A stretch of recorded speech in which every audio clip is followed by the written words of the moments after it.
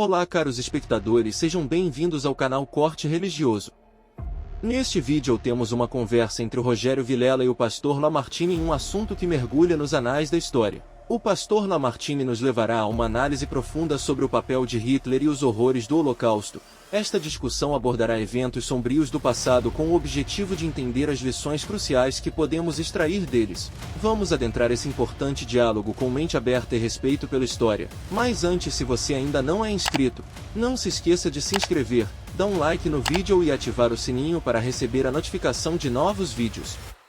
Assista agora o episódio. Na verdade, nós estamos na iminência de começar uma nova era. O Nietzsche, olha que coisa, que maluquice, né? O Nietzsche era filho de pastor. Foi um cara que, durante seus primeiros anos... Achou? É o Deus um delírio. É o delírio, a palavra que eu ia falar. Falei ilusão, né? Delírio. É delírio, Eu falei loucura, né? Que delusion é loucura. Esse livro, ele fala o quê? Que ele Deus fala que, na verdade, que Deus é uma invenção do homem. Que o homem... Que nós criamos Deus e não Deus criamos nós. Exatamente. O Nietzsche, ele falou uma outra coisa. O Nietzsche, ele falou que, na verdade, Deus está morto e quem matou fomos nós. Foi a sociedade ocidental. E ele... Em que ponto? Ele tem uma parábola que é chamada do homem louco. Diz que chega um camarada no meio de uma praça e começa a gritar: Deus está morto, Deus está morto, Deus está morto, Deus está morto. E as pessoas que olham para ele falam: como assim? Ele fala: Deus está morto e nós o matamos. E aí depois ele vai para uma igreja e fala: vocês estão vendo? Isso aqui é tudo mausoléu, isso aqui... Vocês estão vendo? Isso aqui é tudo mausoléu, isso aqui está todo mundo morto. E aí ele fala: nós matamos Deus. E a sociedade do século XX, ele morreu no ano de 1900, um ano antes de virar o século XIX para o XX. Ele fala: a sociedade do século XX vai ser a sociedade mais sangrenta e mais destrutiva que existiu. Porque ele mesmo reconhece que quando você não crê num Deus que está acima de tudo, um Deus moral, quem pode te impedir de fazer o que você quer? Porque já que eu não tenho que dar conta para Deus, eu faço o que eu quero. Tudo é permitido, então. Eu posso matar, eu posso roubar.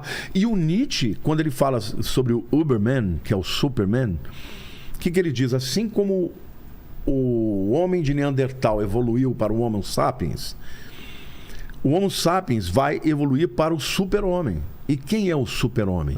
O super-homem, segundo Nietzsche, é o cara que não tem mais nenhuma restrição moral, ética. Ele tem o drive dele na inveja. Ele diz que a inveja é o melhor sentimento que pode ouvir na vida de alguém. Por quê? Porque ela te capacita a fazer o que você quer. Sem nenhum receio, sem nenhum medo. Sabe quem lia esse livro? Quem tinha o Nietzsche na cabeceira? O Hitler. Por isso, ele matou todo mundo sem nenhuma culpa. E ele era um artista frustrado, né? Queria ser um pintor e era frustrado. Aí foi para Paris e saqueou o Louvre. Primeiro ele lutou na guerra como um soldado. Verdade. A Alemanha perdeu a Primeira Guerra. Né? Começou... E se aproveitou desse ressentimento, né? Teve que assinar o tratado lá de Versalhes, onde foi humilhante, né, para a Alemanha e tinha que pagar, né, para as nações vencedoras, que eram Inglaterra e França. E ele então culpou tanto a Europa quanto os judeus, que na cabeça dele eram os banqueiros da época. Verdade, ele jogou a culpa. Os caras são donos do dinheiro. São eles que fizeram a Alemanha ficar de joelhos. E aí então ele, com o poder de oratória que ele tinha, ele era o anticristo, um deles, né? Endemoniado totalmente, porque ele tinha uma oratória espetacular e tal. Para fazer tantas pessoas seguirem ele, tudo bem, o contexto era esse, de ressentimento, crise e tudo mais, mas ele devia ser muito bom de oratória. A Alemanha estava destruída, na fome, estavam todos ali desempregados. E aí ele falou: eu não vou pagar mais o Tratado de Versalhes, e ele começou a acreditar que ele poderia tirar os inimigos dele da frente sem nenhuma ética. Ele falou: eu vou criar um Estado de 1000 anos de paz, mas debaixo do meu poder. Baseado nesse Uberman. O Nietzsche era raça ariana, né? ariana, superior, e que não tinha restrições éticas nem morais para ele conseguir o que ele queria. Os meios, os fins justificavam os meios, né? Exatamente. Então você vê que o homem começa a evoluir para questionar a moral, a ética. Porque quando você tira Deus... Mas o Nietzsche não via isso como um ser humano mau? Ele chegou a ser contemporâneo do Hitler ou não? Ele viu? Não, ele morreu em 1900. Ah, né? então ele não viu... Mas ele morreu endemoniado. É? Porque ele ficou na cama, ele ficava falando sozinho, citando versículos bíblicos. Nossa. E depois, algumas horas, ele gemia, ele gritava, ele chorava.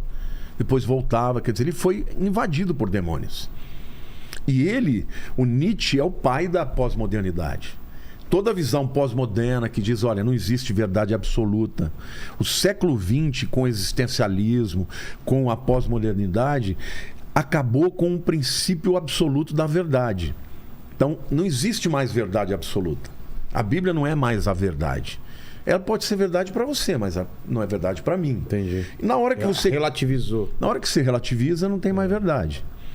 E hoje nós estamos evoluindo para uma coisa pior ainda.